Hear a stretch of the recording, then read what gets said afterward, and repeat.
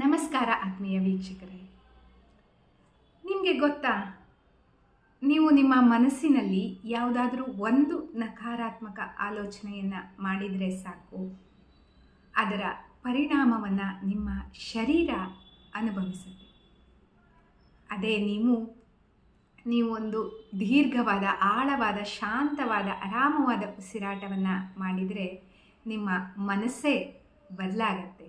ಜೊತೆಗೆ ಅದು ನಿಮ್ಮ ದೇಹಕ್ಕೆ ಶಾಂತತೆಯನ್ನು ಸಹ ಕೊಡುತ್ತೆ, ಆರೋಗ್ಯವನ್ನು ಸಹ ಕೊಡುತ್ತೆ. ಇದನ್ನೇ ನಾವು ಮೈಂಡ್ ಆ್ಯಂಡ್ ಬಾಡಿ ಕನೆಕ್ಷನ್ ಅಂತ ಕರಿತೀವಿ. ಈಗ ದೇಹ ಮತ್ತು ಮನಸ್ಸು ಎರಡು ಬೇರೆ ಬೇರೆ ಖಂಡಿತ ಅಲ್ಲ ವೀಕ್ಷಕರೇ. ಎರಡು ಒಂದೇ ನಾಣ್ಯದ ಎರಡು ಮುಖಗಳು.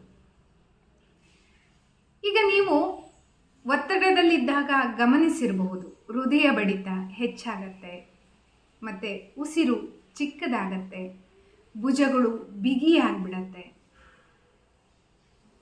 ಹೀಗಾಗಿ ಮನಸ್ಸು ಮತ್ತು ದೇಹಕ್ಕೆ ಪರಸ್ಪರ ಸಂಬಂಧ ಇದೆ.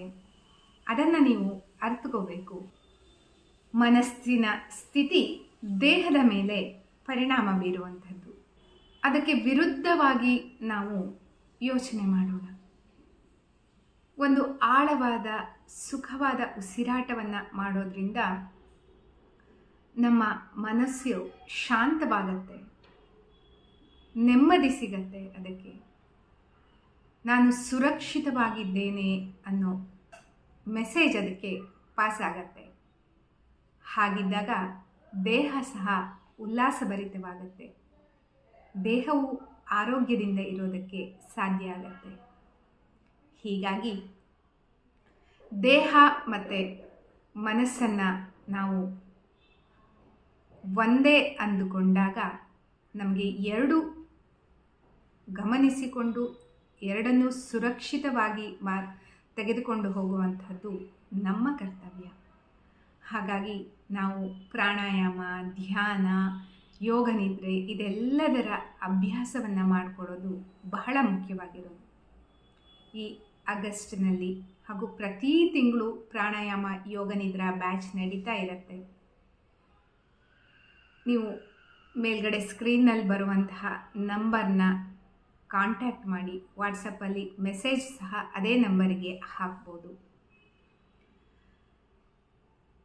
ನೀವು ಸಹ ಈ ತರಗತಿಗೆ ಸೇರಿಕೊಳ್ಳಿ. ನಿಮ್ಮ ಮನಸ್ಸು ಮತ್ತು ದೇಹವನ್ನು ಸಂತೋಷವಾಗಿರೋದಕ್ಕೆ ನಿಮ್ಮ ಪ್ರಯತ್ನವನ್ನು, ನಿಮ್ಮ 100% ನೀವು ಕೊಡಿ. ಇದೆಲ್ಲ ಏನಂತಂದರೆ ದೇಹ ಮತ್ತು ಮನಸ್ಸನ್ನು ಸಮತೋಲನವನ್ನು ಆಗಿ ಮಾಡ್ಕೊಂಡು ಹೋಗುವಂತಹ ಪ್ರಕ್ರಿಯೆ ಅಂತ ನಾವು ಹೇಳ್ಬೋದು.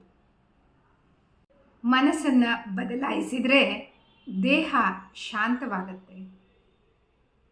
ದೇಹವನ್ನು ಸಮಾಧಾನಪಡಿಸಿ ಶಾಂತವಾಗಿಸಿಕೊಂಡ್ರೆ ಮನಸ್ಸು ಹೂ ಅರಳಿದಂತೆ ಅರಳತ್ತೆ. ಎರಡಕ್ಕೂ ಎಷ್ಟೊಂದು ಕನೆಕ್ಷನ್ ಇದೆ ಅಲ್ವಾ? ಮನಸ್ಸು ಅನ್ನೋದು ದೇಹದ ಕನ್ನಡಿ ಇದ್ದ ಹಾಗೆ ದೇಹ ಮನಸ್ಸಿನ ದಿಕ್ಕು. ಹಾಗಾಗಿ ಸ್ವಲ್ಪ ಸಮಯವನ್ನು ನಿಮ್ಮ ಉಸಿರಾಟದ ಕಡೆಗೆ ಕೊಟ್ಟು ಉಸಿರಾಟವನ್ನು ಗಮನಿಸಿಕೊಳ್ಳೋದಕ್ಕೆ ಸಹಕರಿಸಿ. ಎಷ್ಟೊಂದು ಒಳ್ಳೆಯ ಸಮಯ ಅಲ್ವಾ ನಿಮಗೆಲ್ಲ? ಉಪಯೋಗಿಸ್ಕೊಳ್ಳಿ. ಮನಸ್ಸು ಮತ್ತು ದೇಹ ಎರಡು ಸಮತೋಲನದಲ್ಲಿ ಇದ್ದಾಗ ನಮಗೆ ನಮ್ಮ ಜೀವನ ಅನ್ನೋದು ಹೋರಾಟ ಅಂತ ಅನಿಸೋದಿಲ್ಲ. ಜೀವನ ಅನ್ನೋದು ಒಂದು ನೀರಿನಲ್ಲಿ ತಾನಾಗಿ ತೇಲಿಕೊಂಡು ಹೋಗುವ ದೋಣಿಯಂತೆ ಇರುತ್ತೆ. ಏನಂತೀರ? ಸತ್ಯ ಅಲ್ವಾ?